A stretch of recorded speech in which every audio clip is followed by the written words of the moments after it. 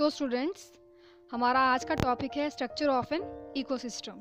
The structure of an ecosystem is characterised by the organisation of both biotic and abiotic components. It also includes the climatic conditions prevailing in that particular environment. अब जो structure होता है ecosystem का, उसमें abiotic components भी आते हैं और बायोटिक कंपोनेंट्स भी आते हैं. उसमें क्लाइमेटिक कंडीशंस भी इंक्लूड होती हैं जो उस पर्टिकुलर एनवायरनमेंट में प्रिवेल करती हैं. अब ये है कंपोनेंट ऑफ इकोसिस्टम का एक फ्लो चार्ट, जिससे हम ये आपको शो करेंगे कि कौन कौन से कंपोनेंट्स होते हैं.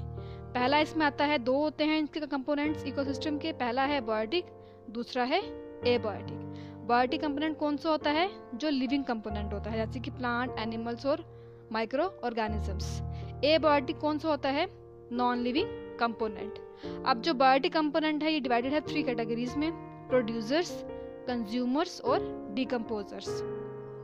अब जो कंज्यूमर्स है इनमें वो भी आगे फर्दर डिवाइड है: हर्बीवोर्स, कार्निवोर्स, ओमनीवोर्स और डेट्राइटिवोर्स. अब जो एबायोटिक कंपोनेंट्स हैं वो आगे किस में डिवाइडेड हैं? फिजिकल फैक्टर्स जो होते हैं, इनऑर्गेनिक फैक्टर्स और ऑर्गेनिक फैक्टर्स. पहला हमारा इसमें आता है biotic component. The plants, animals and microorganisms present in an ecosystem form the biotic component. अब जो बायोटिक कंपोनेंट है इसमें क्या आते हैं? प्लांट्स, एनिमल्स और माइक्रो ऑर्गेनिजम्स. जो भी एक पर्टिकुलर इकोसिस्टम में प्रेजेंट होते हैं उसको हम बोलते हैं बायोटिक कंपोनेंट. अब इसमें आता है पहला producers. They are mainly green plants which can synthesise their food themselves by the process of photosynthesis. इसमें पहला क्या आता है हमारे पास? प्रोड्यूसर, यानी कि जो ग्रीन प्लांट्स होते हैं वो अपना खाना खुद प्रिपेयर करते हैं by the process of photosynthesis. इसमें वो क्या करते हैं? सनलाइट का यूज करते हैं, क्लोरोफिल पिगमेंट का करते हैं, और ग्रीन प्लांट्स अपना खाना जो है वो खुद बनाते हैं इस प्रोसेस से. उनको हम क्या बोलते हैं? ऑटोट्रॉप्स. ऑटो का मतलब क्या होता है? सेल्फ. ट्रॉप का मतलब होता है फूड, यानी कि सेल्फ मेड फूड, जो खाना वो खुद बनाते हैं. अब ये 2 तरह के होते हैं ऑटोट्रॉप्स भी. एक होते हैं फोटो ऑटोट्रॉप्स, दूसरे हैं कीमो ऑटोट्रॉप्स. पहला कौन सा है? फोटो. ये वो प्लांट्स होते हैं जो अपना खाना प्रिपेयर करते हैं in the presence of sunlight. जहाँ पर सनलाइट प्रेजेंट है, जो प्लांट्स वहां पर खाना प्रिपेयर करते हैं, सिंथेसाइज करते हैं, उनको हम क्या बोलते हैं? Photo autotrophs. अब दूसरे कौन से होते हैं?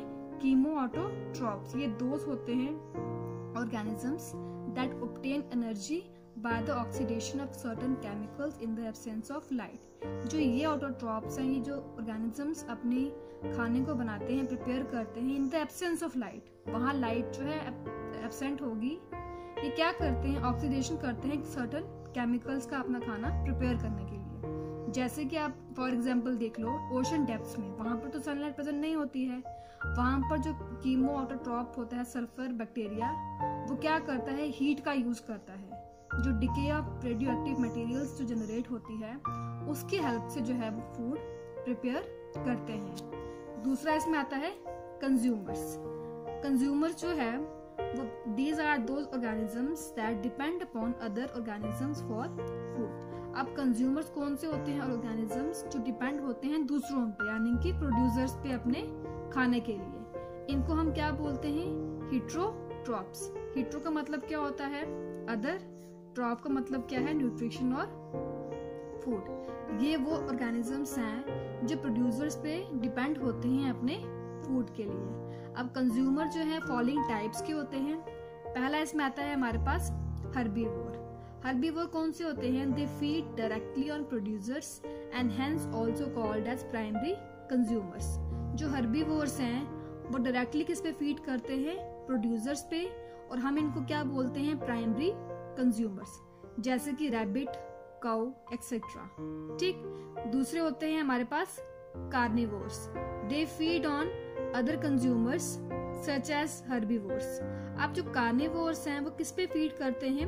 हर्बीवोर्स पे. If they feed on herbivores, अगर वो हर्बीवोर्स पे फीड करते हैं, उनको हम क्या बोलते हैं? सेकेंडरी कंज्यूमर्स, जैसे कि फ्रॉक्स. अब फ्रॉक्स जो है वो इनको फीड करते हैं, इन पे डिपेंड है, इनको खाते हैं, इनको हम क्या बोलते हैं? Secondary consumers.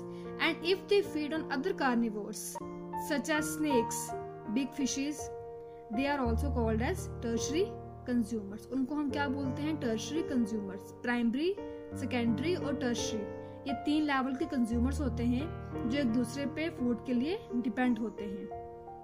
थर्ड टाइप क्या है इसकी, ओमनिवोर्स। ओमनिवोर्स कौन से होते हैं, प्लांट्स एंड एनिमल्स, जो दोनों पे होते हैं। They feed on both plants and animals. Omnivores वो होते हैं ऑर्गेनिजम्स जो फीड करते हैं प्लांट्स पर भी और एनिमल्स पे भी, जैसे कि ह्यूमंस हो गए, रैट्स हो गए, फॉक्सीज हो गए। अब इसके बाद नेक्स्ट इसमें आता है डिट्राइटिवोर्स।